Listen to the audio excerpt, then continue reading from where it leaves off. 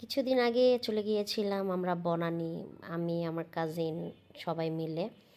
তো আমরা যাচ্ছিলাম বনানীতে কিম্বাব হাউস রেস্টুরেন্টে। ওখানে সব কোরিয়ান আইটেম পাওয়া যায়, কোরিয়ান ফুড যেগুলো। তো যেহেতু আমরা কাজিনরা অনেক পছন্দ করি কোরিয়ান সব ডিশ, তো চলে গেলাম আমরা ওখানকার খাবারটা খেতে, টেস্ট করতে। আমি কখনোই খাইনি, ফার্স্ট টাইম আমার। চলে আসলাম আমরা রেস্টুরেন্টে, দেন ওরা আমাদেরকে মেনু কার্ড দিল। আমরা সবাই যে যার মতন চুজ করতেছিলাম যে কি খাওয়া যায়। তো এখানে ওরা আবার ওরা কিছু ওয়েলকাম ফুড দিল আমাদেরকে, যেরকম স্যুপ, র্যাডিশ, কিমচি, পিকল, এই টাইপের আইটেম। যারা এগুলো খায় তারা এগুলো সম্পর্কে আইডিয়া আছে, যদিও বা আমি কখনোই মূলা পছন্দ করি না, বাট এইটা খেতে অনেক টেস্টি ছিল।